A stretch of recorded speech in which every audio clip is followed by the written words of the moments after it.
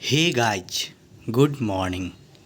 कैसे हैं आप सभी? आप सभी ठीक होंगे और आपकी तैयारी भी बहुत अच्छी तरह चल रही होगी। दोस्तों, इसी बीच आप सभी के सामने एक बहुत बड़ी इन्फॉर्मेशन आ गई है जो पेपर में देखने को मिलेगा आज की। दोस्तों, इसके रिगार्डिंग इस वीडियो में हम जानने वाले हैं।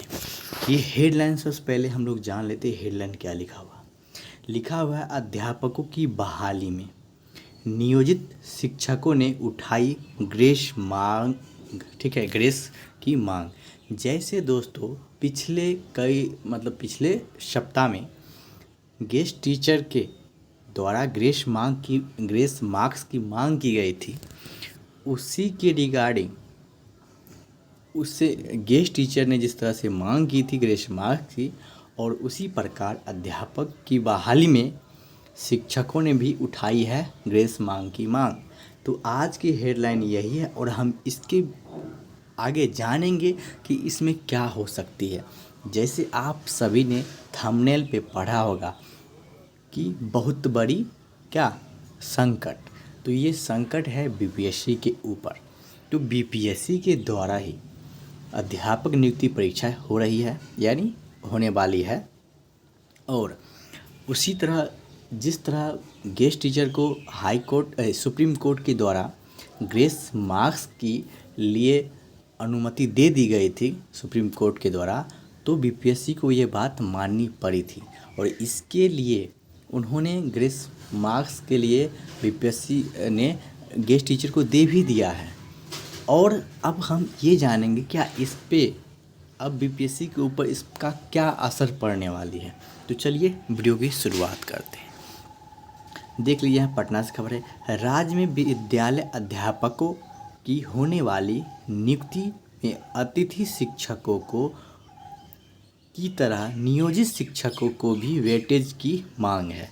यानी जिस तरह से अतिथि शिक्षक ने वेटेज की मांग की थी, उसी तरह अध्यापक शिक्षक भी वेटेज की मांग कर रहे हैं।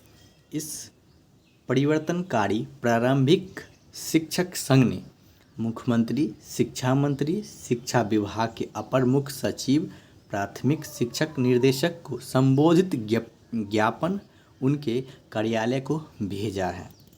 यानी कहने वाली बात यह है कि अध्यापक नियुक्ति के जो जरिए, ठीक है, विज्ञापन दिया गया है कि हम लोग को जो मांग है वेटेज की, वह हम लोग को मिलना चाहिए जिस तरह गेस्ट टीचर को मिला था।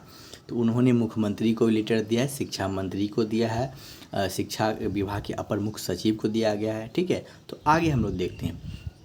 ज्ञापन में संगठन के प्रदेश अध्यक्ष वंशीधर ब्रजवासी ने कहा कि विद्यालय अध्यापकों की नियुक्ति में, ठीक है, विद्यालय अध्यापकों की नियुक्ति में नियुक्ति में अतिथि शिक्षकों को एक वर्ष के लिए 5 अंक और अधिकतम 25 ग्रेस देने की निर्णय लिया गया है। इसके मद्देनजर रखते हुए शिक्षकों को भी ग्रेस के रूप में एक वर्ष के लिए 8 अंक, अधिकतम 5 वर्ष के लिए देने की मांग की है। ठीक है, और आगे हम लोग देख सकते हैं, ज्ञापन में कहा गया है कि अतिथि शिक्षकों की सेवा अस्थायी थी। कहने का मतलब इनका मेन दाव ये है, इनका मेन मोटिव कहने का ये है कि अतिथि शिक्षक जो थे वह अस्थायी रूप से चयनित थे। ठीक है, अस्थायी रूप से कार्यरत थे, जबकि नियोजित शिक्षकों की सेवा अस्थायी है। सबसे बड़ी बात यह है कि जो गेस्ट टीचर को वेटेज के लिए अनुमति दे दी गई थी सुप्रीम कोर्ट के द्वारा कि जो गेस्ट टीचर हैं वह अस्थायी रूप से विद्यालय में कार्यरत थे, जबकि नियोजित जो शिक्षक हैं वह सेवा अस्थायी रूप से दे रहे हैं। तो क्यों नहीं, जैसे उन लोगों को गेस्ट टीचर को वेटेज मिल सकता है, तो हम अध्यापक शिक्षकों को क्यों नहीं मिल सकता है। यानी अभी जो हेड टीचर यानी अध्यापकों की जो नियुक्ति होनी है, उसके लिए एग्ज़ाम होनी है, उसी में मांग की है। तो यहाँ पे मांग क्या किया गया है कि एक वर्ष के लिए 8 अंक है और अधिकतम 5 वर्षों की मांग की गई है। तो समझ सकते हैं इस विज्ञापन से, इस नोटिस से शिक्षा विभाग यानी बीपीएससी को शिक्षा विभाग पर क्या असर पड़ा होगा। तो ये थी दोस्तों आज की बहुत ही इम्पोर्टेंट न्यूज़ और इम्पोर्टेंट खबर। अब हम बात ये करते हैं क्या इस न्यूज़ से बीपीएससी जो होने वाली एग्ज़ाम में बीपीएससी TRE 3 TRE 4 जो आने वाली है, यानी बीपीएससी का री एग्ज़ाम होने वाली है 19 जुलाई से, और बीपीएससी 4.0 का जो अगस्त में कैलेंडर के द्वारा जो संभावित है उसकी क्या इस पे इस न्यूज़ का असर पड़ सकता है। दोस्तों ये बीपीएससी के द्वारा एग्ज़ाम कंडक्ट होगा, ये बीपीएससी TRE 3 वाला भी और ये भी।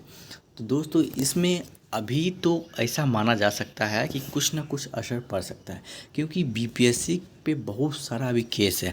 जैसे पेपर लीक वाला कांड का था, उसके बाद बहुत सारे अभ्यर्थी का रिजल्ट नहीं बना था, उसके एक रिगार्डिंग केस है। तो बहुत सारा केस इनके बीपीएससी के विभाग के ऊपर है।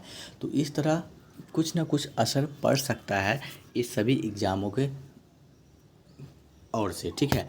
तो दोस्तों यही इन्फॉर्मेशन आज की बहुत बड़ी इन्फॉर्मेशन है। तो दोस्तों ये वीडियो अगर आपको अच्छी लगी, ये जानकारी अच्छी लगी हो तो दोस्तों को शेयर अवश्य कीजिएगा। तो फिर मिलेंगे एक नई वीडियो में, तब तक जय हिंद जय भारत।